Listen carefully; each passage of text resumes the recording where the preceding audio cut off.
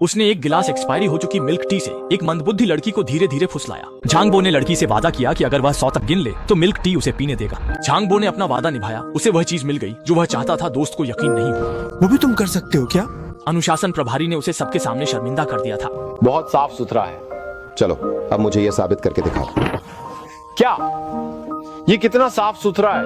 ये कितना साफ सुथरा है? मुझे बताओ, क्या तुम सच में खेल रहे हो या ये कोई मजाक है या कुछ और? अगले दिन झांगबो को पता चला कि अपनी चचेरी बहन के साथ अवैध संबंधों के कारण रौबदार अनुशासन प्रभारी की एक मंदबुद्धि बेटी हुई थी और प्रभारी से बदला लेने के लिए ही शुरुआत का वह दृश्य घटित हुआ था। यानी ग्रेजुएशन से पहले तीनों लोग एक अवैध क्लिनिक के सामने अपनी बेटी के साथ खड़े अनुशासन प्रभारी से मिले। स्पष्ट है कि उस एक कप मिल्क टी का असर चरम पर पहुंच गया था। झांगबो ने ग्रेजुएशन की रात ये राज अपने 2 अच्छे दोस्तों को बता दिया और बदले में दोनों दोस्तों को भी अपना अपना एक राज बताना था।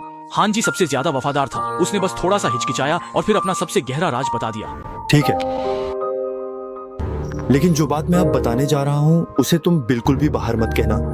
हर बार जब वह स्कूल से घर लौटता तो पुल के नीचे एक भिखारी को देखता जिसके चारों ओर उसने इकट्ठा किया कचरा रहता। एक आवारा कुत्ते के अलावा कोई उसके पास नहीं जाता। जिज्ञासा के चलते हांजी ने कुछ खाने का सामान खरीदा और चुपचाप उस भिखारी के पास गया। लेकिन भिखारी इतनी गहरी नींद में था कि कुत्ते के भौंकने की आवाज उसे जगा न सकी। इसी समय हांजी को एक भयानक विचार आया। मुझे अचानक एहसास हुआ कि अगर मैंने उसे मार भी दिया तो भी किसी को पता नहीं चलेगा। जैसे ही हंजी हिचकिचाया, बेघर आदमी ने अचानक अपनी आंखें खोल दी और हंजी ने अवचेतन रूप से उसके हाथ में रखी ईंट को तोड़ दिया। उफ, अरे अरे अरे अरे, ये क्या हो रहा है? मुझे विश्वास नहीं हो रहा है। ये तो बिल्कुल अप्रत्याशित है। हंजी ने कई हफ्ते डर में बिताए, लेकिन खबरों या अखबारों में बेघर आदमी की हत्या से जुड़ी कोई खबर नहीं आई। झांगबो और हंजी दोनों ने अपने राज बताए और दोनों ने एक साथ होंग छुआन की ओर देखा। भाइयों से अलग होंग छुआन का परिवार संपन्न था। वह बचपन से ही पढ़ाई में बहुत अच्छा था। हाल ही में उसने ताइपे की एक यूनिवर्सिटी में दाखिला लिया था और उसके पास कोई गहरा या अंधेरा राज नहीं था। लेकिन अपनी इज्जत बचाने के लिए होंग छुआन ने अपना सबसे बड़ा राज बताया। जब उसके पिता नहा रहे थे, उसने अपने पिता और उनकी प्रेमिका की चैटिंग रिकॉर्ड्स देख ली थी। दोनों भाइयों को लगा कि होंग छुआन ईमानदार नहीं है। क्या बकवास है ये? मजाक कर रहे हो क्या? कुछ अपना असली राज बताओ ना।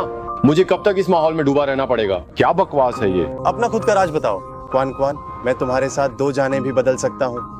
होंग छुआन के पास कोई चारा नहीं था। उसने बताया कि उसने परीक्षा में अच्छे अंक लाने के लिए फाइनल एग्जाम का पेपर चुरा लिया था। लेकिन खराब छात्र झांगबो और हांजी को इन परीक्षाओं और अंकों की परवाह नहीं थी। जाहिर है वे दोनों भाई और भी गहरे काले राज सुनना चाहते थे। तुमने तो धोखा दिया, मुझसे मेरा सबसे गंदा राज निकलवा लिया। कहाँ धोखा दिया मैंने? असल में तो तुम लोग ही बहुत बड़ा चढ़ाकर बोल रहे हो, है ना?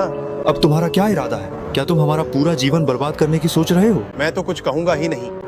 मुझे पता है कि हांजी कुछ नहीं बोलेगा, झांगबो कुछ नहीं करेगा, क्योंकि हमारे बीच सब कुछ बराबरी का लेन देन है। बात करते करते माहौल तनावपूर्ण बना। होंग छुआन ने पीछे मुड़कर देखा।